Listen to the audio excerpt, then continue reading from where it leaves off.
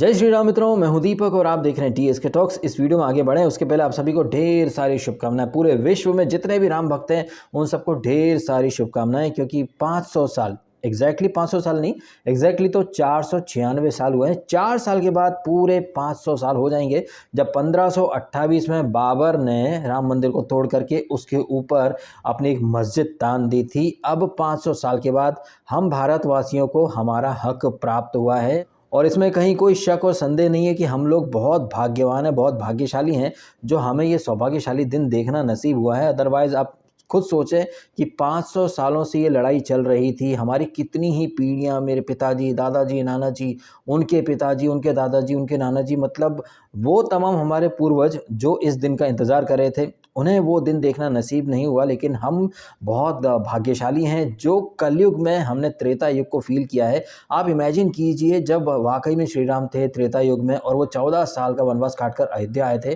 तो अयोध्या वासियों को कितनी ज़्यादा खुशी हुई होगी। मैं ये बात कर रहा हूँ तो मेरे गूज़बम्स आ रहे हैं, क्योंकि वो जो खुशी अयोध्या वासियों को हुई थी त्रेता युग में, हमने उस खुशी को कहीं ना कहीं कल महसूस किया है जब 500 साल का एक वनवास खत्म करके हमारे आराध्य श्री राम कल अयोध्या में अपने भव्य मंदिर में प्राण प्रतिष्ठित हुए हैं। ये कितनी बड़ी बात है हम सब के लिए, इसे मैं शब्दों में एक्सप्रेस नहीं कर सकता हूँ। इतना भाग्यशाली मैं खुद को महसूस कर रहा हूँ जो ये दिन देखने के लिए मैं, आप, हम सब इस धरती पर मौजूद थे। क्योंकि 500 साल मतलब आप समझ सकते हैं कितना लंबा एक इंतज़ार किया है भगवान श्री राम ने।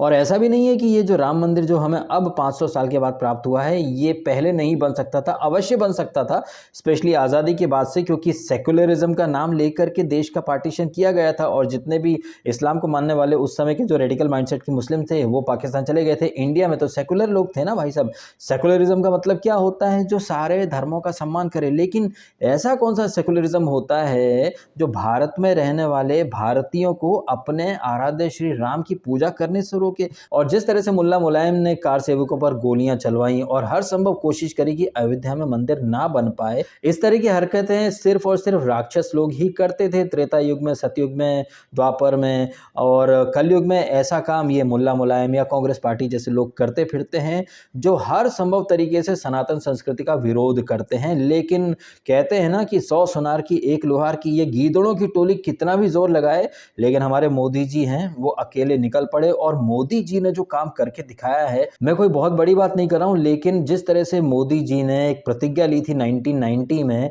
कि वो अयोध्या तभी आएंगे जब राम मंदिर बन जाएगा, और आपने देखा कि 1990 में ली गई प्रतिज्ञा कैसे पूरी की है मोदी जी ने। वो अयोध्या पहुंचे थे शिलान्यास करने और कल 22 जनवरी को मोदी जी ने राम मंदिर देश को समर्पित कर दिया है। और आज से हजारों लाखों करोड़ों की तादाद में दुनिया भर के जो राम भक्त हैं वो अयोध्या आएंगे। अयोध्या में दुनिया भर से टूरिस्ट आएंगे, तो भाई डेवलपमेंट या फिर विकास या फिर लाइफस्टाइल किसकी अच्छी होगी? ऑब्वियसली अयोध्या की ही अच्छी होगी। तो ये अयोध्या जो कि पूरे विश्व के राम भक्तों को आकर्षित कर सकता था, इसका कभी किसी ने विकास नहीं किया। क्यों नहीं किया? क्योंकि भैया मुस्लिम नाराज हो जाते, और मुस्लिम ही तो कहीं ना कहीं वोट बैंक था कांग्रेस पार्टी का और समाजवादी पार्टी और बहुजन समाज पार्टी का। तो कैसे अपने वोट बैंक को खुश करने के लिए ये आसुरी पार्टियों ने हिंदुओं की आस्था के साथ खिलवाड़ किया।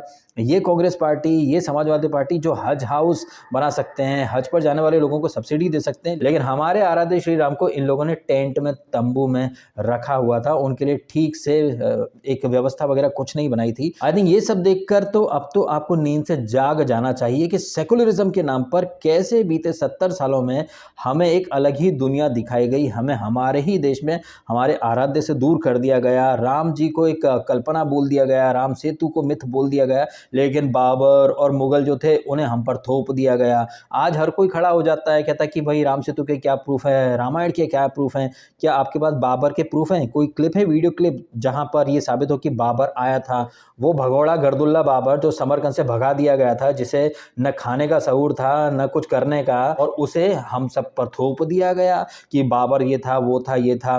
और कुछ ओवैसी जैसे मुस्लिम हैं जो भड़काए जा रहे हैं कि भाई ये मस्जिद टूट रही है, मस्जिद टूट रही है। अगर ये ओवैसी और इसके गर्दुल्लों को मस्जिदों की इतनी फिक्र है तो चाइना के ऊपर एक शब्द क्यों नहीं निकलता इनके मुंह से, जहां आए दिन मस्जिदें तोड़ दी जाती हैं। और ये दोगलापन इंडियन मुस्लिम का आप देखें भर भर के, ये इजराइल को गाली देते हैं कि इजराइल ने ज़बरदस्ती गाज़ा पर कब्जा कर रखा है, लेकिन हमारे मंदिरों पर ज़बरदस्ती कब्जा करने वाले मुगल्स को ये अपना बाप मानते फिरते हैं। हमारा देश, हमारी संस्कृति, हमारे आराध्य, और हमें हमारे देश में हमारे आराध्य की पूजा करने से रोका जाता है, हमें हमारे आराध्य का मंदिर बनाने से रोका जाता है। आप देख लीजिए इंडियन मुस्लिम्स का दोगलापन। वो वहाँ गाज़ा को सपोर्ट करेंगे, बोलेंगे कि इजराइल घुसा पड़ा है, हमारे मथुरा कहें या काशी ज्ञानवापी और अयोध्या। और आपका ये बाबर अगर इतना कला प्रेमी था तो उस समय तो बहुत सारा एरिया खाली पड़ा था ना, आज की तरह वहाँ पर पॉपुलेशन नहीं थी, ज़मीन करोड़ों में नहीं बिकती थी, कहीं पर भी बना लेता ना, लेकिन नहीं।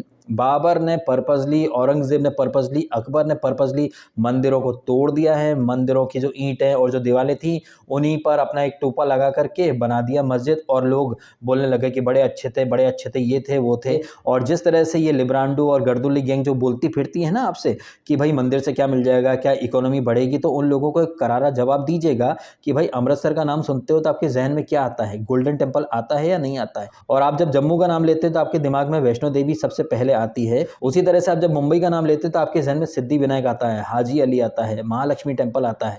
और जब आप लोग नाम लेते हैं मक्का मदीना का तो वहाँ पर आपको आपका होली काबा दिखाई देता है। तो कोई लिब्रांडू या फिर कोई गर्दुल्ला आपसे कहे कि राम मंदिर से आपको क्या मिलेगा, तो सीधा बोल देना भाई साहब कि हमें राम मंदिर से वही मिलेगा जो दुनिया भर के हर मुस्लिम को मक्का मदीना जाकर के मिलता है, शांति की प्राप्ति, सुकून की प्राप्ति। एंड जिस तरह से आप लोगों की आस्था का केंद्र है मक्का मदीना, हम लोगों की आस्था का केंद्र है राम मंदिर, हम लोगों की आस्था का केंद्र है जगन्नाथ मंदिर, हम लोगों की आस्था का केंद्र है केदारनाथ, बद्रीनाथ, उत्तराखंड, रामेश्वरम, तिरुपति बालाजी, द्वारका, सोमनाथ।